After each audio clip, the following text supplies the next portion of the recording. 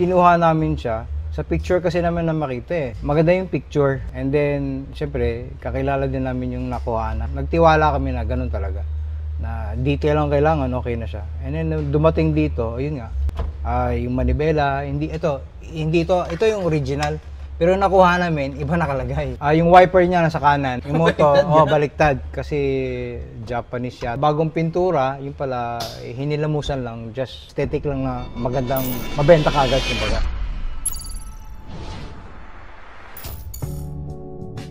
Papi, silipin natin yung rear. Rear, yes. Iabante natin. So, tignan nyo guys kung gaano kagaan ang mga kotse dati. Tinutulak na lang to. Papi, maganda pala ang color talaga nito. Anong color code nito para sa'yo? Mustard yellow. Mustard yellow. Silipin nga natin. Ano ang itsura ng trunk ng ganito? Ito kagaya to, isa lang rin ang susi sa kabila. Isa lang din. Same natin. Lahat. Naka-sound system rin to. Oo, naka-sound system. Kasi nga, yun din ang namin eh. Model car. Model car, yes. Naka-sound system din siya. Pero papi, ang mga trunk ng 80s, hindi siya 90 degrees, ano? Hindi, oo. Hanggang ganito lang talaga? Ganito lang. Meron kami fire extinguisher. O, kailangan yan. Kailangan yan sa mga luma. Ito naka-sound system din. Kicker siya. Ito yung mga gawa ni Pops, malinis talaga hanggang likod no? Yung mga ganito, naka-rehistro din, nakapangalan sa'yo. Oo, kailangan. Pag kukuha ka, ipaparehistro mo, transfer mo nila sa pangalan mo para sigurado. Kasi kung hindi yun ang uunahin mo, nabuo mo na siya, tapos hindi mo na magagamit, sayang yung pagod mo.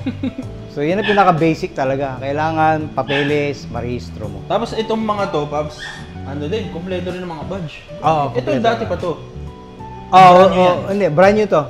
Brand new yan. Saan nyo nabibili yung ganyan? Nung nakuha ko yung sasakyan, sinama niya na to sa akin, binigay niya na. Nabili ko. Freebie? Freebie. Curious lang, magkano yung presyohan ng ganito na bulok? Na bulok? Ito, nakuha ko siya from Manila all the way dito hanggang kinarga namin sa container, nilipat namin sa pangalan namin. Nasa mga 500 plus. 500K? Umaandar naman na? Umaandar naman, nakarating naman siya kahit pa paano. Pero hindi ganitong itsura? Hindi, bulok pa. Bulok din? Kung ano kung paano siya dumating dito? Yun yung dumating. Tapos nung pagdating nun, nung binuo na namin ni restaurant, another gastos na naman. Ito yung sinasabi ko sa'yo, pag hindi... Ay, mga body lines? Ito, tinatanggal na lang iba yan eh. Okay. Siyempre, ba't mo naman lalagay yan? Di buuhin mo na, di ba? Sa bagay. Tapos ito rin. Yung curve na yun? Ito yung maliit na yan.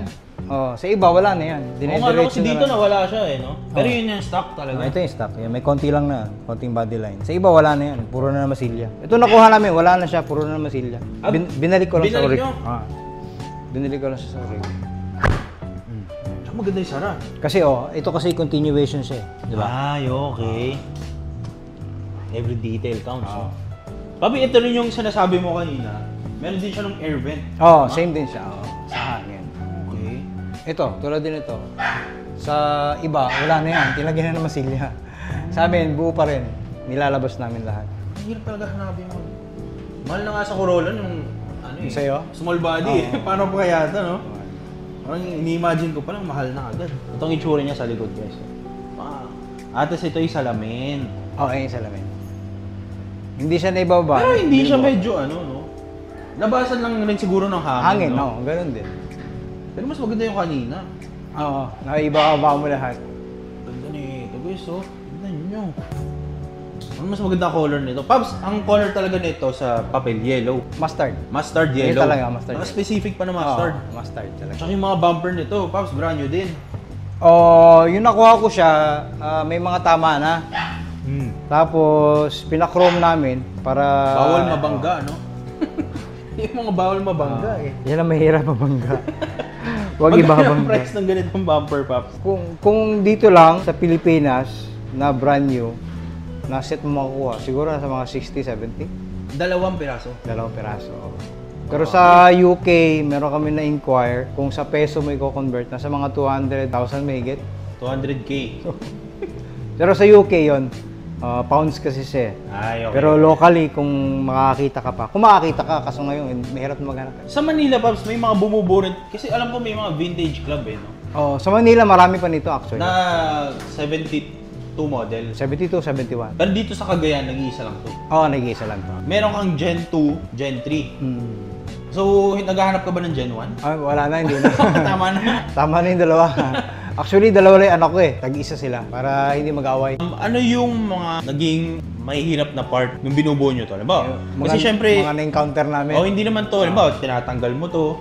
Hindi naman modelo yun na babaklasin mo lang, kabit. Diba? Syempre, may posibilidad na maputol, mabilog, mabali yung ganito. Ano yung mga, may ganong moments din ba? Oo, meron. Kasi especially nung binubuo namin to, meron kaming limit na 19 days bago mag B2B, bumper to bumper. Nakabayad na kami, naka-ready na lahat. And then, ang kulang na lang nun, wiring, papaganahin nila yung makina. Which is napagana naman namin. Ang naging problema, 3 days before sa B2B, yung fuel pump nag-leaking. Tinanggal namin, wala kayong makita replacement, kaya maghanap ka ng bago. Tumawag ako sa Banawe, meron sila. Kaya lang, ipapashipping mo, lumampas ng 3 days. Pumunta naman ako ngayon dito sa amin, parang Banawe namin dito sa Cagayan. Nakakuha kami. Hindi kasya kasi maiksi. Wala na kami ibang time na 2 days na lang bago namin siya mapanda. Kaya pumunta pa kami ng Cebu. Cebu pa?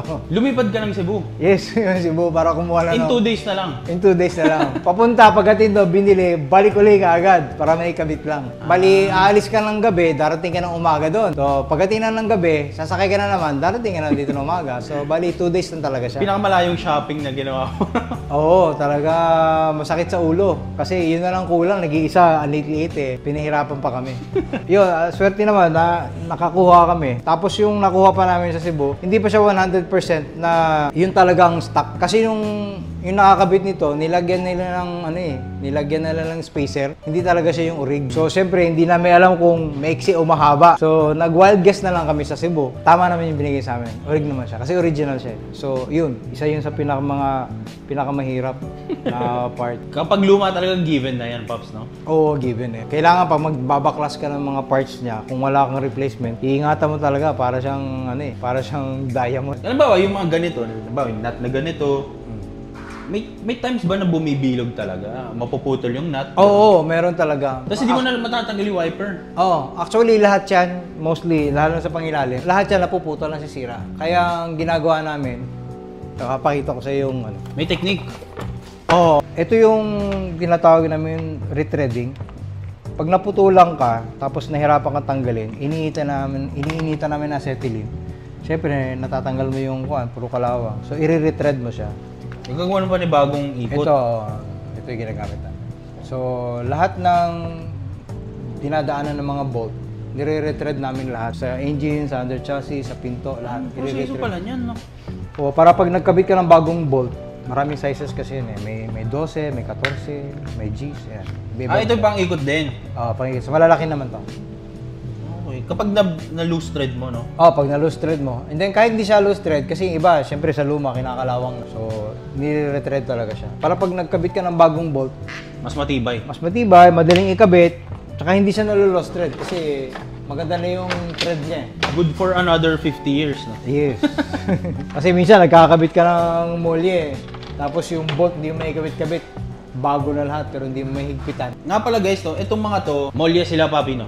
Oh, molye. Hindi sila springs. Hindi pa spring. Sa front lang. Ito ang molye. Molye.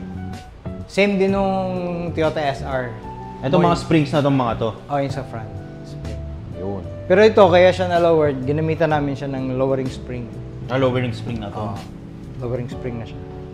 Kung ano yung Baba, paint sa ibabaw, yun din ang paint sa ilalim. Yan guys, tignan gaano kakintab, oh. Tapos yung exhaust niya, puro stainless lang. Hanggang dulo. Hanggang dulo. Papi, pwede ba natin marinig ang ano nito? Makina? Makina? Okay.